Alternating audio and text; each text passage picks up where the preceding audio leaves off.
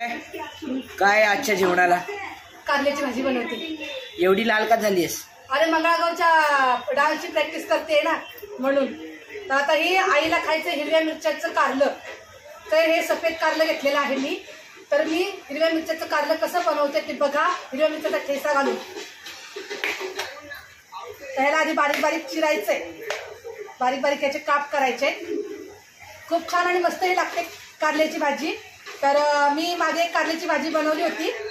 तर प्राचीताई यांनी सांगितलं होतं की छायाताई तुम्ही जशी सांगितली तशी मी कारल्याची भाजी बनवली. घरात सगळ्यांना खूप आवडली. धन्यवाद प्राचीताई. आणि ही कारल्याची भाजी मी कशी बनवते तर नक्की बघा व्हिडिओ. इथे शेंगदाणे भाजत घेतलेले आहेत. शेंगदाणे खरपूस भाजून घ्यायचे. आणि बघा इथं मिरची घेतलेली आहे, लसूण. ही मिरची भाजायची आहे. लसूण घेतलाय, गावाकडचं लसूण आहे. आणि आता हे जे कारलं आहे या कारल्यामध्ये मी टाकणार आहे मीठ. मीठ टाकून ठेवणार आहे. आणि थांब अभि, कारल्यामध्ये मीठ टाकलंय आणि हे असं जरा 2 मिनिटं मी ठेवते मिरची वगैरे भाजेपर्यंत. मिरची घेते आणि मिरची भाजायला टाकते. कशी मिरची भाजायची बघा जरा.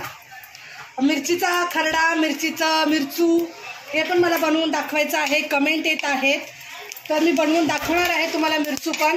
तुम्ही फक्त मला सांगा काय काय रेसिपी करायची ती. मी खरं तर हे बनवणार होती कुळीची आमटी किंवा मिरचू, पण आई बोलली आज मला कारल्याची भाजी खायची, तू कारलं बनव. आईचा ओरडा खाल्ला आणि कारलं बनवायला घेतलं. तर पहिलं तेल न घालता मिरची अशी व्यवस्थित भाजून घ्यायची आहे. गॅस कमी करायचा आहे. आता बघा मस्त खरपूस मिरची भाजलेली आहे. तर ह्याच्यामध्ये घालते आता मी थोडंसं, अगदी 1-2 थोडंसं तेल घालायचं, 2-3 थेंब. आणि त्या तेलामध्ये परत मिरची मस्त भाजून घ्यायची आणि काढून घ्यायची. अशी खरपूस मिरची भाजली की मिरचीचा खरडा, मिरचीचा ठेचा पण तयार होतो. तर ह्याचा मी मिरचीचा ठेचाच बनवणार आहे. म्हणजे मिरचीचा खरडा घालून मी कारल्याची भाजी बनवते. आता मी काढून घेते. हे झालं आता आपलं प्रोसिजर. आता बघा मी ह्याच्यामध्ये घालते कोथिंबीर. ओके. आणि घालणार आहे चवीनुसार मीठ. तर असं मी आता मिरचीचा खरडा बनवून घेणार आहे. आणि हे इथं चण्याची डाळ मी भिजत ठेवलेली आहे. आई बोली थोडी चण्याची डाळ घाल, थोडं भिजते. तोपर्यंत आपण कारलं स्वच्छ धुवून घेऊया. कसं ते तुम्हाला 2-3 पाण्याने धुवावं लागणार आहे ते दाखवते मी. मीठ लावून ठेवल्यामुळे बघा कारल्याला पाणी सुटले. आता मस्त हे मी 2-3 वेळा पाण्याने स्वच्छ धुवून घेणार आहे. म्हणजे याचा थोडासा कडवटपणा कमी होतो. म्हणजे माझी आई सांगते मीठ लावून स्वच्छ धुतल्याने कडवटपणा थोडासा कमी होतो. शेवटी कारलं ते कारलं कडूच राहणार आहे बरं का. तर धुवून घेते मस्त.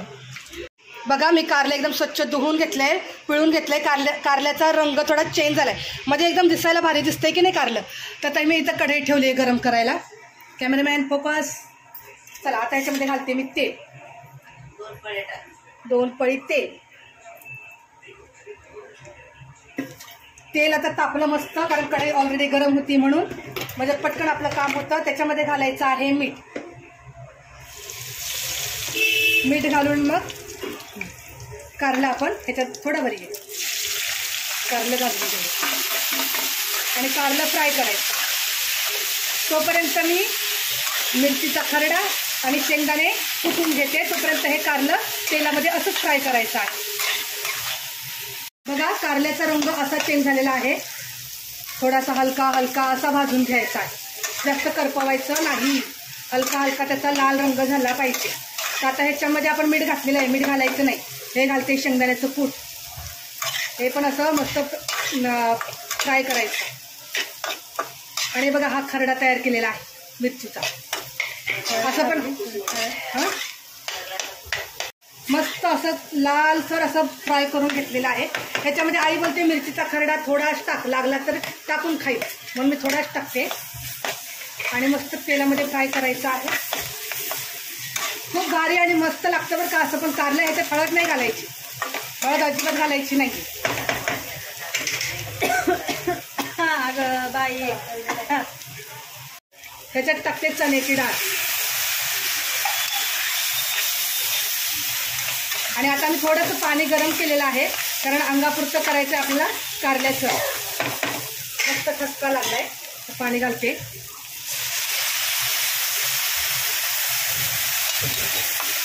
गॅस कमी करते. आता हे कारलं एका बाजूला शिजेपर्यंत मी भाकरी करते. मग अशी सोयाबीन फ्राय केलं, आता हे पनीर फ्राय केलेलं आहे. आणि बघा हे झाली आपली कारल्याची भाजी तयार. आणि इकडे मी भाकरी झालेल्या आहेत माझ्या. तर आता मी प्लेटमध्ये तुम्हाला थाळी सजवून दाखवते. तर बघा अशा प्रकारे झाले आहे कारल्याची भाजी तयार. खूप छान मस्त आहे पैकी. सोयाबीन फ्राय आहे, पनीर फ्राय आहे. इथे अथर्वला कारलं आवडणार नाही म्हणून उसळ केली, मटकीची उसळ. त्याला मटकीची उसळ खूप आवडते अथर्वला. तर तुम्हाला कारल्याची रेसिपी आवडली तर नक्की लाईक करा, शेअर करा, सबस्क्राईब करा.